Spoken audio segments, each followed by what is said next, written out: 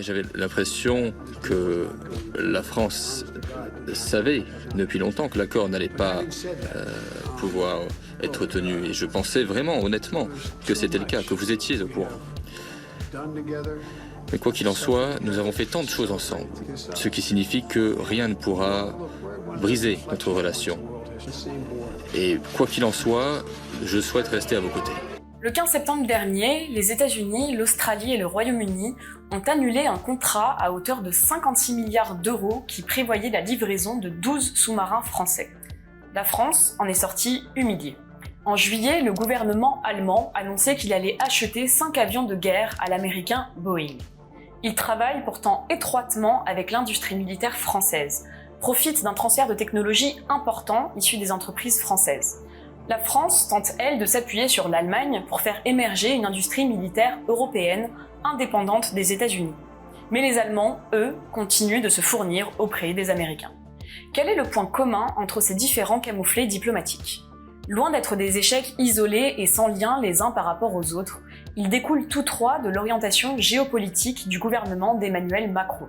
Celui-ci n'a pas rompu avec une politique d'alignement sur l'Allemagne en Europe et sur les États-Unis hors d'Europe, malgré ses proclamations concernant la nécessité de défendre l'indépendance géopolitique de la France. Or, l'Allemagne et les États-Unis possèdent des intérêts économiques, financiers, commerciaux et militaires qui entrent souvent en contradiction avec les intérêts français.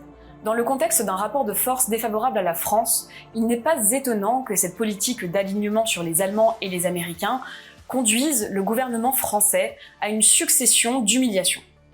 Petit passage en revue des dernières décisions d'Emmanuel Macron.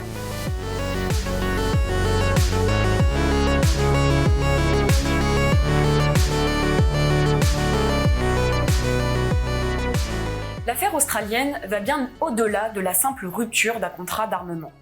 Les sous-marins français ont été remplacés par la livraison de sous-marins à propulsion nucléaire de fabrication américaine.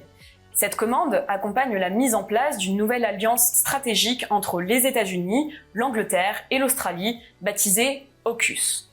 La France est exclue de cette alliance. L'objectif de cette alliance est clair: contenir l'avancée de la puissance chinoise dans la zone Indo-Pacifique. Depuis la présidence de Barack Obama, les dirigeants américains mettent tout en œuvre pour prévenir la stratégie d'influence chinoise dans cette zone où se décidera le destin du monde.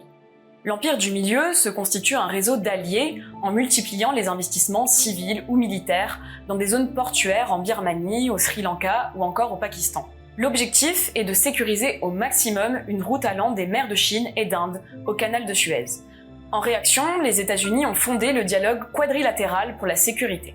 Associant les États-Unis, le Japon, l'Inde et l'Australie, cette coopération militaire vise à opposer une résistance à l'avancée de la Chine. L'Alliance AUKUS est donc une étape de plus dans cette montée des tensions en mer de Chine méridionale. L'affaire des sous-marins est symptomatique de l'effacement de la France dans la région. Au-delà de la trahison américaine, le revirement australien est aussi dû à une perte de confiance de ces derniers dans leurs partenaires français. En effet, la Nouvelle-Calédonie, l'un des derniers remparts de l'Australie face à la Chine, est dans une incertitude quant à son avenir. Le 12 décembre prochain aura lieu le dernier référendum d'autodétermination de cet archipel du Pacifique. En cas d'accès à l'indépendance, il ne fait nul doute que la Chine, dont les actions en faveur des indépendantistes calédoniens se sont accentuées ces dernières années, aura le terrain libre d'une part pour accéder au gisement de nickel, d'autre part pour mettre une forte pression sur l'Australie. Cette forte incertitude sur la capacité de la France à demeurer en Indo-Pacifique et son incapacité à se prémunir face à la progression de la Chine en font un allié défaillant dans cette zone stratégique du globe. En se fournissant auprès des États-Unis, l'Australie confirme l'étendue de son ambition. Rester un satellite américain, au même titre que les Royaumes-Unis, seule puissance jusque-là à bénéficier du transfert de sous-marins nucléaires américains.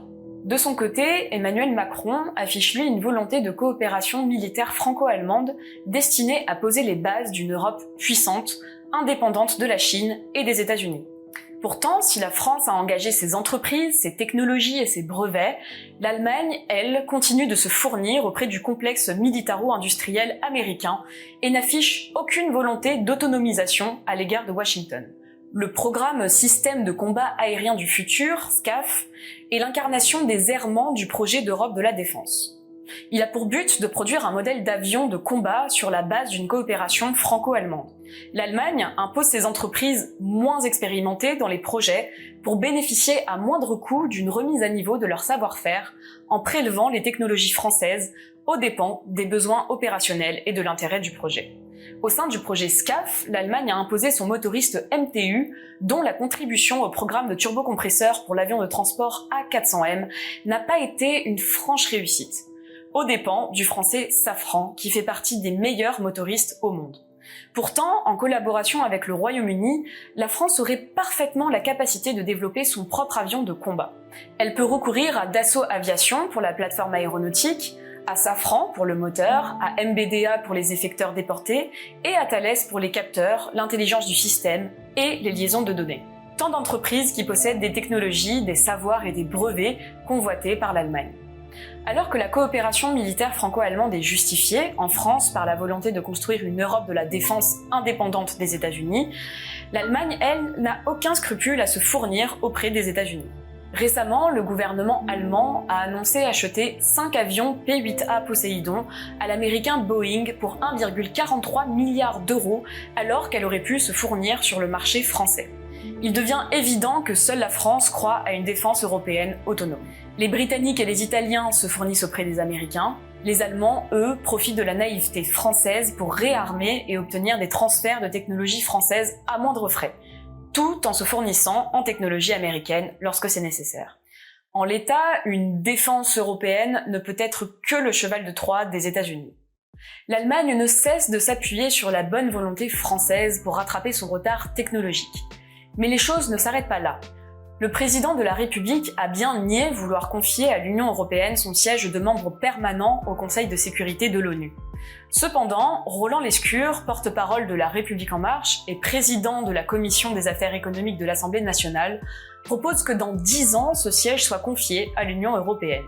Avec les traités de Maastricht, de Lisbonne et le traité budgétaire signé en 2010, la France a déjà capitulé sur le plan économique.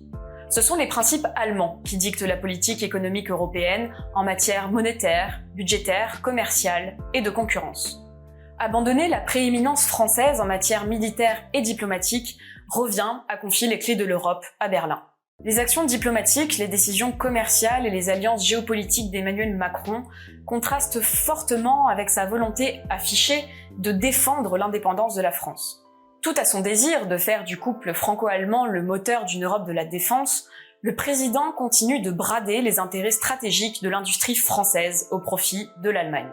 Par ailleurs, si la France veut maintenir l'ambition de constituer une puissance indépendante et militairement autonome, elle ne peut être à la remorque des États-Unis dans leur affrontement avec la Chine.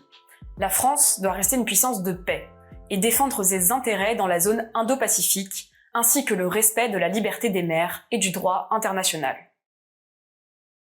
Si vous aimez Le Vent se lève, il y a plein de façons de nous soutenir. Vous pouvez liker, commenter et partager cette vidéo. Vous pouvez aussi nous faire un don sur la plateforme Helloasso. C'est très important pour rendre tout cela possible. Et si vous aimez notre projet, un média engagé et bénévole, aidez-le à grandir et rejoignez-nous. On a besoin de rédacteurs, de monteurs, de graphistes, de motion designers, de community managers et de toutes les bonnes volontés. Écrivez-nous à candidater@lvsl.fr.